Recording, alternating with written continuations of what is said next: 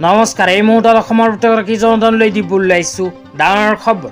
তো যিসকল মানুহে ভিডিঅ'টোত ক্লিক কৰিছে অনুগ্ৰহ কৰি ভিডিঅ'টো স্কিপ নকৰি প্ৰথমৰ পৰা শেষলৈ চাই থাকিব, কিয়নো এইটো ভিডিঅ'ৰ মাজত ৰেচন কাৰ্ডৰ পৰা আৰম্ভ কৰি মহিলাসকললৈ কেইখনমান গুৰুত্বপূৰ্ণ খবৰ প্ৰদান কৰিম। অনুগ্ৰহ কৰি ভিডিঅ'টোত ক্লিক কৰিছে যদি ভিডিঅ'টো স্কিপ নকৰি প্ৰথমৰ পৰা শেষলৈ চাই থাকিব। লগতে মোৰ চেনেলত নতুন হ'লে প্লিজ চেনেলটো ছাবস্ক্ৰাইব কৰি মোৰ লগত থাকিব।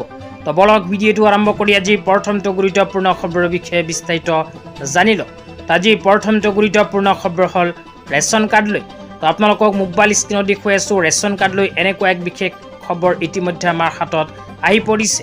ইয়াতে ৰেচন কাৰ্ড লৈ কি কোৱা হৈছে পঢ়ি আপোনালোকক বিতংভাৱে শুনাই দিছোঁ। তো ইয়াতে আপোনালোকে মোবাইল স্ক্ৰীণত চাব পাৰিছে প্ৰতিদিন সংবাদৰ ফালৰ পৰা এনেকুৱা এক খবৰ প্ৰদান কৰিছে। ইয়াতে লিখা আছে জুনৰ পৰা অনিৰ্দিষ্ট কাললৈ হিতাধিকাৰীয়ে নাপাব 100 টকা দাইল চেনি নিমখ। তো যিসকল মানুহৰ নাম ৰেচন কাৰ্ডত অন্তৰ্ভুক্ত হৈ আছে সেইসকল মানুহে চলিত জুন মাহৰ পৰা নাপায় নিজৰ ৰেচন কাৰ্ডৰ সহায়ত মচুৰ দাইল চেনি আৰু নিমখ। তো যিসকল মানুহৰ নাম ৰেচন কাৰ্ডত অন্তৰ্ভুক্ত হৈ আছে সেইসকল মানুহে চলিত জুন মাহত নাপাব ৰেচন কাৰ্ডৰ সহায়ত মচুৰ দাইল চেনি আৰু নিমখ। তো চৰকাৰে কেতিয়া প্ৰদান কৰিব, আকৌ ৰেচন কাৰ্ডধাৰীয়ে কেতিয়া এইবোৰ বস্তু লাভ কৰিব, এই বিষয়ত কোনো আপডেট এতিয়ালৈকে অহা নাই।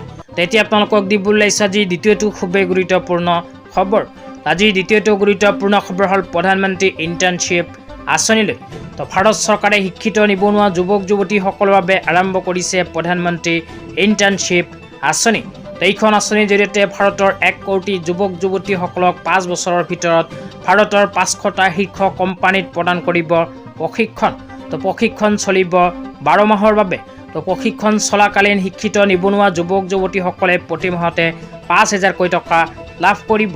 কেৱল মাত্ৰ 5,000 টকাই নহয়, তো এইখন আঁচনিত আবেদন কৰাৰ পিছত প্ৰতি মাহতে 5,000 টকা পোৱাৰ উপৰিও আৰু 6,000কৈ টকাৰ এককালীন সাহায্য লাভ কৰিব। তো যিসকল শিক্ষিত নিবনুৱা যুৱক যুৱতীসকলে আঁচনিখনত আবেদন কৰিব বিচাৰে এইটো ভিডিঅ'ৰ কমেণ্ট বক্সত কমেণ্ট কৰি জনাই দিব। তেতিয়া আপোনালোকক দিব ওলাইছোঁ আজি তৃতীয়টো খুবেই গুৰুত্বপূৰ্ণ খবৰ। আজি তৃতীয়টো গুৰুত্বপূৰ্ণ খবৰ হ'ল অৰুণোদয় আঁচনিলৈ।